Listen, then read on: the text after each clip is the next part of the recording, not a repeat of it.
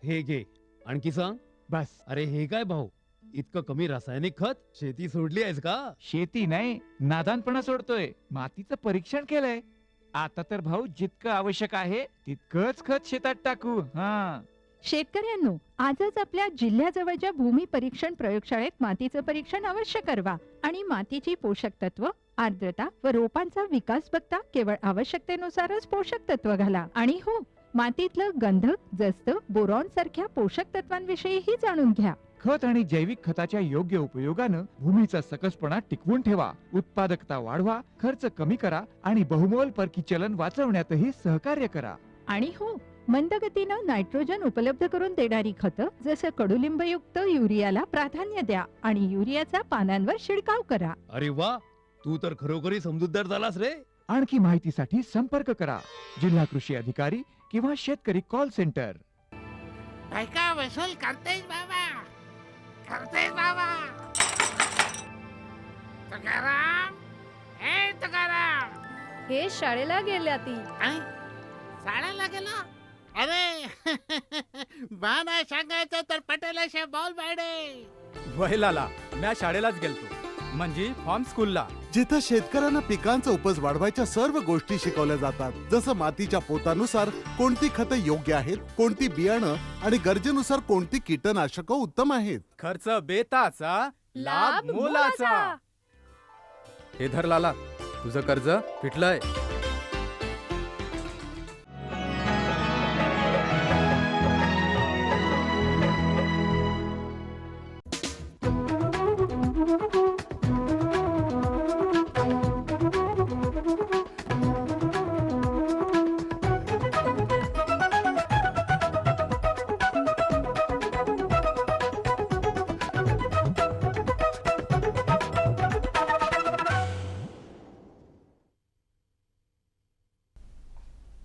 दुष्काळग्रस्तांसाठी आणखी 2,500 कोटी देणार, मुख्यमंत्र्यांची घोषणा. तलावातील गाळ काढण्यासाठी औरंगाबाद आणि अमरावती विभागात यंत्र देणार. नांदेडमध्ये 2 केंद्रांवर कापूस खरेदी बंद आणि अमरावती विभागातील 2 जिल्ह्यांना पीक विम्याचे 76 कोटी. नमस्कार, आता पाहूया सविस्तर वृत्त.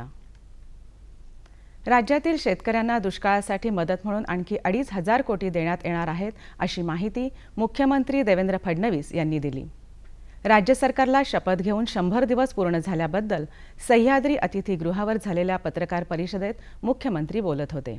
ते म्हणाले की सत्ता परिवर्तन होताच राज्याला दुष्काळी संकटाला सामोरं जावं लागलं.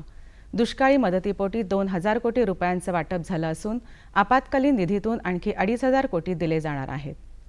केंद्रातील मदतीची प्रक्रिया अंतिम टप्प्यात असून आगामी केंद्रीय मंत्रिगटाच्या बैठकीत यासंबंधीची घोषणा होईल.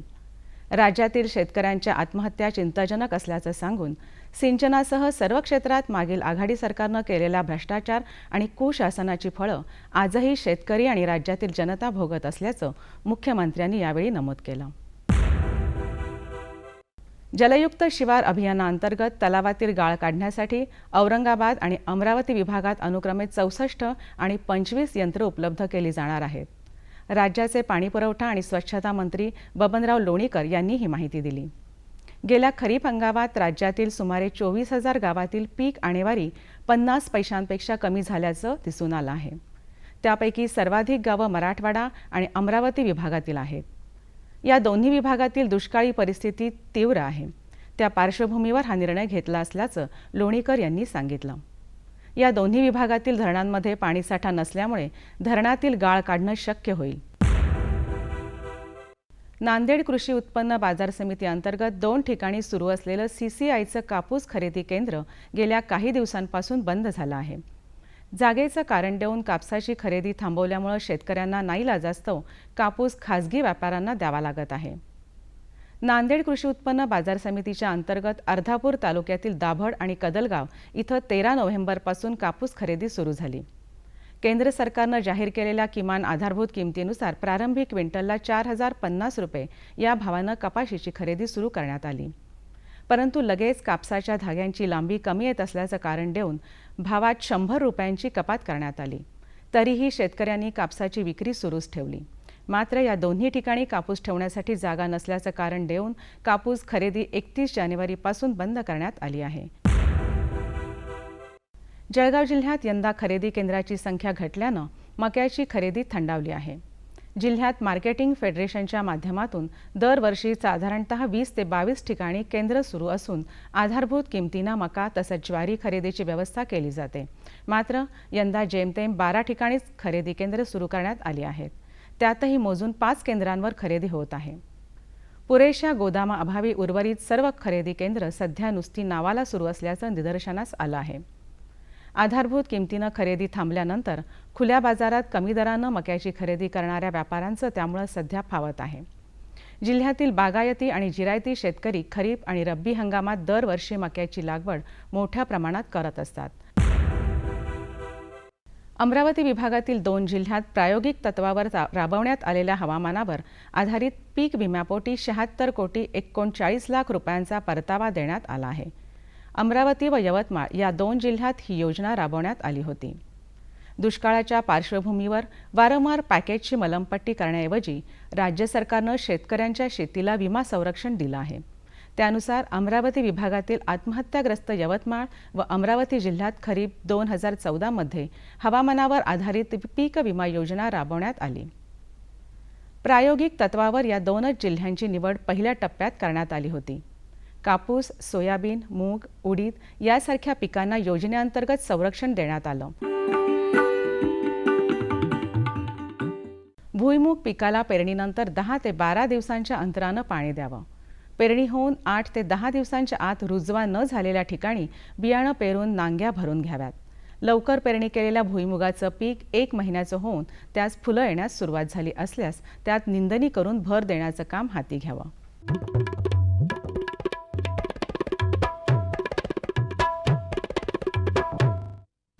आता बघूया पुणे कृषी उत्पन्न बाजार समितीचे काही बाजारभाव प्रति क्विंटलमध्ये. कांदा कमाल रुपये 1,500, किमान रुपये 600. बटाटा कमाल रुपये 1,300, किमान रुपये 800. आलं कमाल रुपये 3,000, किमान रुपये 1,700. हिरवी मिरची कमाल रुपये 5,000, किमान रुपये 2,500. काकडी कमाल रुपये 2,000, किमान रुपये 1,000.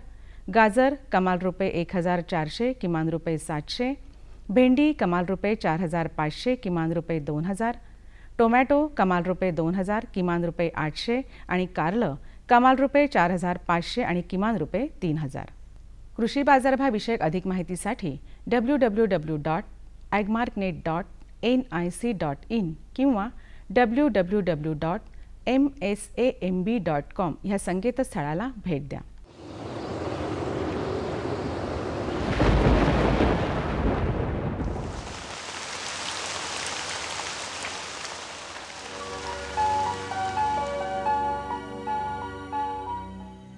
मध्य महाराष्ट्र आणि विदर्भात हवामान कोरडं राहून तुरळक ठिकाणी मेघगर्जनेसह पाऊस पडण्याची शक्यता आहे. राज्यात इतरत्र हवामान मुख्यतः कोरडं राहील. राज्यातील काही प्रमुख शहरांचं तापमान अंश सेल्सिअसमध्ये पुढील प्रमाणे. मुंबई कमाल तापमान 30 अंश सेल्सिअस, किमान तापमान 15 अंश सेल्सिअस. पुणे कमाल तापमान 30 अंश सेल्सिअस, किमान तापमान 14 अंश सेल्सिअस. नागपूर कमाल तापमान 25 अंश सेल्सिअस, किमान तापमान 15 अंश सेल्सिअस. नाशिक कमाल तापमान 29 अंश सेल्सिअस, किमान तापमान 15 अंश सेल्सिअस. औरंगाबाद कमाल तापमान 30 अंश सेल्सिअस, किमान तापमान 18 अंश सेल्सिअस. कोल्हापूर कमाल तापमान 32 अंश सेल्सिअस, किमान तापमान 16 अंश सेल्सिअस. सांगली कमाल तापमान 32 अंश सेल्सिअस, किमान तापमान 18 अंश सेल्सिअस. सातारा कमाल तापमान 30 अंश सेल्सिअस, किमान तापमान 14 अंश सेल्सिअस आणि सोलापूर कमाल तापमान 31 अंश सेल्सिअस आणि किमान तापमान 19 अंश सेल्सिअस राहण्याची शक्यता आहे. हवामान विषयक अधिक माहितीसाठी भारतीय हवामान विभागाच्या www.iitm.com imd.gov.in ह्या संकेतस्थळाला भेट द्या. या होत्या आजच्या कृषी वार्ता. पुन्हा भेटूया पुढील भागात. तोपर्यंत नमस्कार.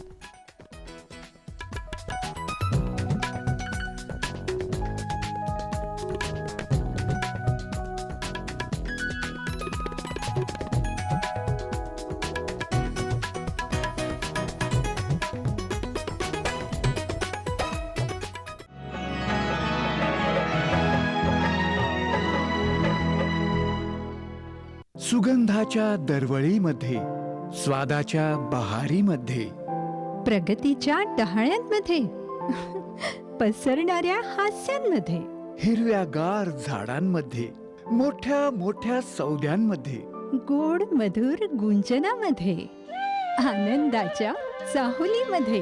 NHM बागवानी मिशन. आमची आकांक्षा आपलं स्मितहास्य.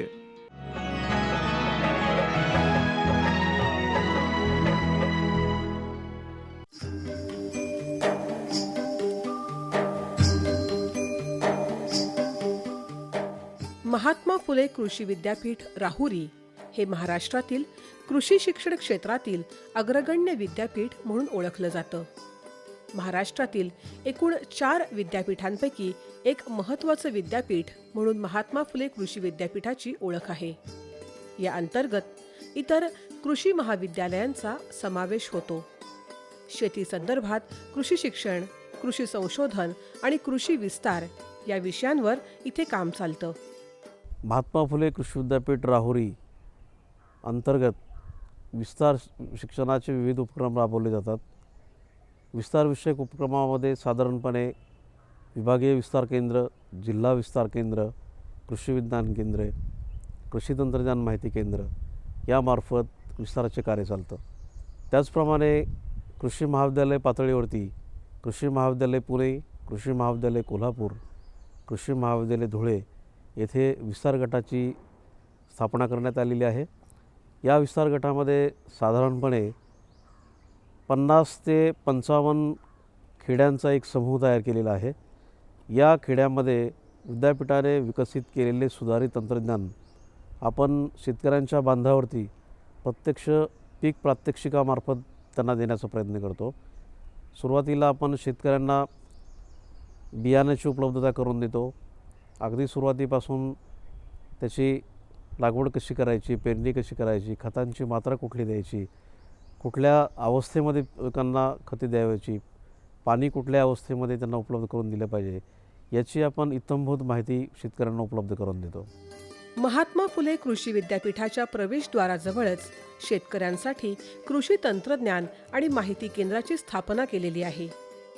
या कृषी तंत्रज्ञान माहिती केंद्रामध्ये शेतकऱ्यांसाठी सर्व प्रकारचे तंत्रज्ञान आपण उपलब्ध करून दिलेले आहे. सर्व पिकांचे बियाणे, त्याचप्रमाणे फळपिके, त्यांची रोपं किंवा औषधी वनस्पती असतील त्यांची रोपं उपलब्ध करून आपण देतो. त्याचप्रमाणे विविध विषयाचे जे तज्ज्ञ आहेत त्यांना आपण प्रत्येक वार असं नेमून दिलेलं आहे. सोमवार असेल तर मग फुलझाडे असतील, फळझाडे असतील.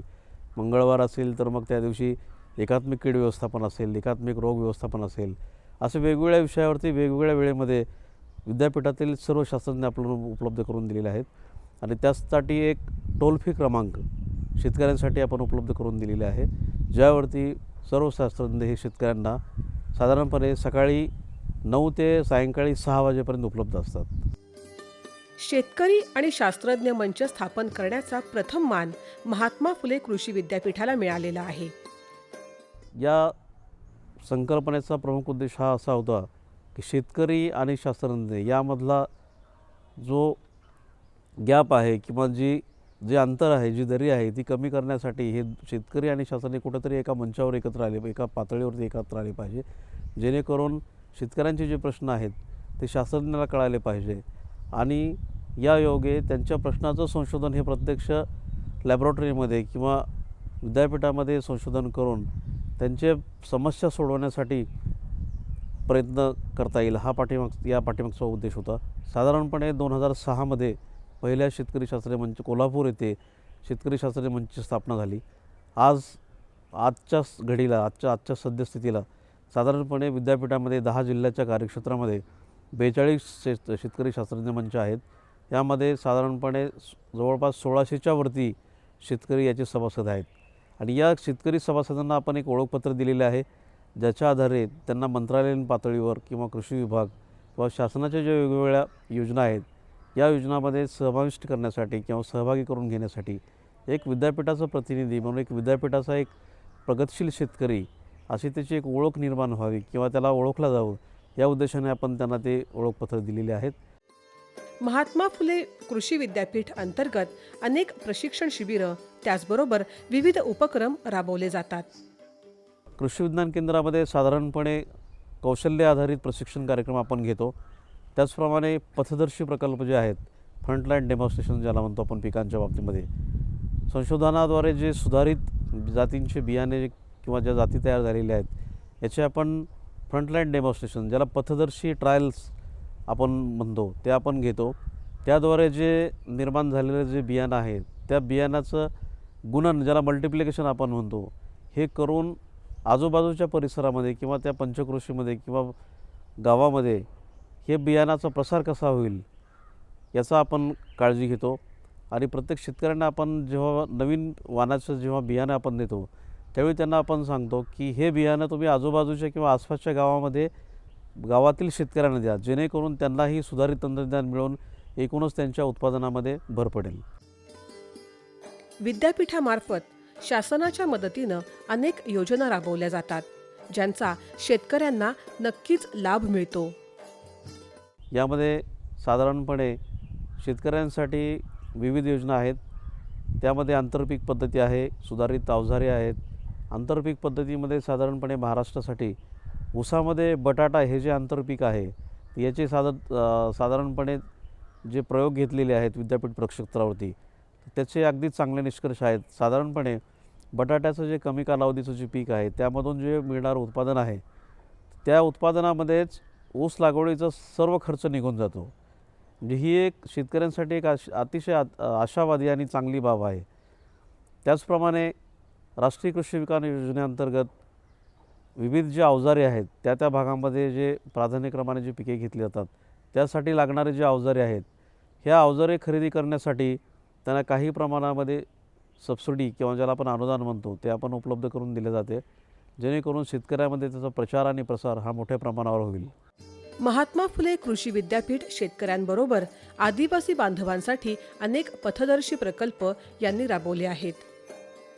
अहमदनगर जिल्ह्यातील अकोले तालुक्यामध्ये आदिवासी बंधू आणि भगिनींसाठी विविध कौशल्य आधारित प्रशिक्षणे आपण घेतली. त्यांच्या शेतावरती त्यांना त्यांचे आर्थिक जीवनमान उंचवण्यासाठी, शैक्षणिक जीवनमान उंचवण्यासाठी आपण सुधारित तंत्रज्ञानाचा तिथे त्यांना प्रसार केला. त्याचप्रमाणे त्यांच्या मालांना एक बाजारपेठ मिळावी म्हणून उदाहरणार्थ सांगायचं झाले तर नागली जे पीक मोठ्या प्रमाणात इथे अकोले तालुक्यामध्ये त्या नागलीपासून बिस्किट तयार करणे किंवा नागलीची पावडर तयार करणे किंवा एक औषधी त्याचे गुणधर्म ओळखून आयुर्वेदिक जे उत्पादनं आहेत अशा कारखान्यांना आपण त्याचा पुरवठा केला, जेणेकरून आदिवासी बंधू आणि भगिनींना त्या ठिकाणी एक रोजगारासाठी एकूणच आर्थिक जीवनमान उंचवण्यासाठी मदत झाली. शेतकऱ्यांना नवनवीन तंत्रज्ञान केवळ एकदा शिकवण्यापेक्षा जर ते DVDच्या रूपात त्यांना दिलं तर ते वारंवार बघून त्याचा चांगला उपयोग करून घेऊ शकतात. दुसरा अलीकडचा सामंजस्य करार म्हणजे नाबार्डसोबत जी एक अग्रणी आणि शिखर बँक आहे देशामधली, यांनी शेतकऱ्यांना तंत्रज्ञान उपलब्ध करून देण्यासाठी DVDs ज्याला म्हणतो आपण तर DVDसाठी एक आर्थिक मदत दिलेली आहे. या नाबार्डच्या सहकार्यातून केळी, ऊस, त्याचप्रमाणे जे महत्त्वाची नगदी पिके आहेत त्याच्यामध्ये बटाटा असेल, कांदा असेल, याचे आपण विविध DVDs तयार करून दिलेले आहेत शेतकऱ्यांसाठी, जेणेकरून शेतकरी बंधूंना या DVDs त्यांच्या घरी पाहता येतील आणि वेगवेगळ्या त्यांच्या ज्या गरजा आहेत, उदाहरणार्थ पीक पद्धतीचा अवलंब असेल, बियाण्याची निवड असेल किंवा पाणी नियोजन असेल, पाण्याचे जे वेगवेगळ्या पद्धती आहेत त्याचं व्यवस्थापन असेल, याविषयी माहिती, बाजारपेठेविषयी माहिती, लागवडीविषयी माहिती, एकात्मिक कीड व रोग व्यवस्थापनाविषयक माहिती, इत्यादीची इत्थंभूत माहिती आपण या DVD मध्ये समाविष्ट केली आहे. त्याचप्रमाणे विस्तार शिक्षण उपक्रमाबद्दल प्रामुख्याने जर बोलायचं झालं तर महात्मा फुले कृषी विद्यापीठाची कृषी दर्शिनी, जिला की 2014 सालचा एक्सलन्स इन कम्युनिकेशन हा in house communication excellence foundation जे मुंबईमध्ये आहे त्यांचा पुरस्कार मिळाला. ही एक अतिशय अभिमानाची बाब आहे. आणि या कृषीदर्शनीमार्फत शेतकऱ्यांना जवळपास 70 पिकांची इत्थंभूत माहिती दिलेली आहे. अगदी लागवडीपासून ते त्याच्या काढणी पश्चात तंत्रज्ञानापर्यंत सर्व प्रकारची माहिती आहे. पुणे, कोल्हापूर, धुळे आणि राहुरी या जिल्ह्यांसह इतर एकूण 10 जिल्ह्यांमध्ये महात्मा फुले कृषी विद्यापीठाचं काम चालतं. महात्मा फुले कृषी विद्यापीठाचे कार्यक्षेत्र 10 जिल्ह्यामध्ये आहे. त्या 10 जिल्ह्यामध्ये जे स्थानिक अग्रक्रमाने ज्या गरजा आहेत त्याप्रमाणे प्रशिक्षण उपलब्ध करून दिले जाते. यासाठी विभागीय विस्तार केंद्रे आहेत. पुणे, त्याचप्रमाणे कोल्हापूर, धुळे आणि राहुरी या ठिकाणी विभागीय विस्तार केंद्रे आहेत. जिल्हा विस्तार केंद्र आहेत. त्यामध्ये सोलापूर आहे, सांगली आहे, पाडेगाव आहे. अशा ठिकाणी स्थानिक गरजा आधारित मग ते हळदीची लागवड असेल किंवा अळिंबीची लागवड असेल, मत्स्यपालन असेल, शेळीपालन असेल इत्यादी बाबतीमध्ये आपण प्रशिक्षण उपलब्ध करून देतो. त्याचप्रमाणे पाणी व्यवस्थापन, अलीकडचा जो पाण्याचा जो प्रश्न आहे अतिशय ज्वलंत प्रश्न आहे पाणी व्यवस्थापन. त्याचे ठिबक सिंचनाच्या बाबतीत त्याची घ्यावयाची काळजी, त्याच्या वापराविषयी काळजी, ऊसामध्ये किंवा त्या तत्सम पिकामध्ये ठिबक सिंचन कसे वापरावे यासाठी आपण प्रशिक्षण दिलं जातं. पाणी व्यवस्थापन याबाबतीत वेगवेगळे जे पद्धती आहेत याबद्दल आपण प्रशिक्षण दिले जाते. महात्मा फुले कृषी विद्यापीठाअंतर्गत अनेक विस्तार कार्यांना मूर्त स्वरूप दिलं जातं. विस्तार कार्यासाठी विद्यापीठाचे प्रामुख्याने जे पुढील पाऊल आहे यामध्ये शेतकऱ्यांची शेती आता एकाने किंवा दोघांनी शेती करण्याचे दिवस राहिलेले नाहीत. शेतीकडे एक व्यवसाय म्हणून बघून शेतकऱ्यांचा गट, ज्याला गटशेती आपण म्हणू, गटशेती निर्माण करून त्याचं शेतकऱ्यांचं त्या भागामधील पिकाचं जे मार्केटिंग आहे ते एकट्याने शेतकऱ्यांनी न करता सर्व गावांनी मिळून, एक 10 गावांचा गट असेल किंवा 15 गावाचा गट असेल, त्यांनी कुठलं तरी एकच पीक घ्यायचं आणि ते पीक घेऊन आपण त्याला बाजारपेठ देश पातळीवर असेल किंवा आंतरराष्ट्रीय पातळीवर असेल. आजकाल आपण पाहतो की इंटरनेट सुविधा प्रत्येक ठिकाणी आहे, संगणक आहेत, तर आपण जगातील कुठलीही बाजारपेठ पाहू शकतो. कुठल्या पिकाला आज जगामध्ये कोणता भाव आहे आणि पुढची बाजारपेठ पाहून आपण त्याप्रमाणे आपलं मार्केटिंग करू शकतो. हा एक भाग आहे. दुसरा, विद्यापीठामार्फत विविध प्रकाशने जे उपलब्ध आहेत ते सर्व प्रकाशने अगदी गाव पातळीवरती शेतकऱ्यांपर्यंत जास्तीत जास्त कशी जातील याचा प्रामुख्याने कृषीदर्शिनी हे अतिशय महत्त्वाचं आमचं प्रकाशन आहे. आज संपूर्ण देशात शेतकऱ्यांच्या आत्महत्येचं दुष्टचक्र चालू आहे. त्या पार्श्वभूमीवर महात्मा फुले कृषी विद्यापीठासारख्या दर्जेदार संस्था पुढे आल्या आणि त्यांनी उपलब्ध करून दिलेल्या योजना, प्रशिक्षण शिबिरं, मार्गदर्शक तत्व यांचा लाभ शेतकऱ्यांनी घेतला तर महाराष्ट्रातच नाही तर देशात सुद्धा शेतकऱ्यांना सुबत्ता आणि संपन्नता येण्यावाचून कोणीच रोखू शकणार नाही.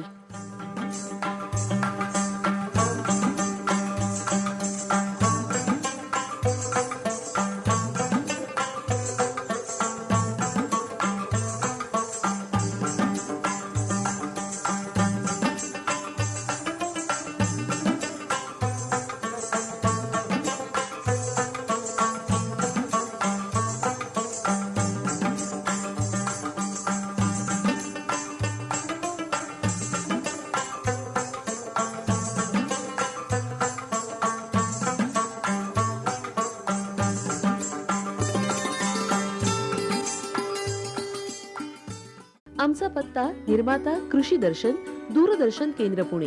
आमचे ईमेल ID असे आहे ddkpunekrshi@hotmail.com आणि ddkpunekrshi@rediffmail.com.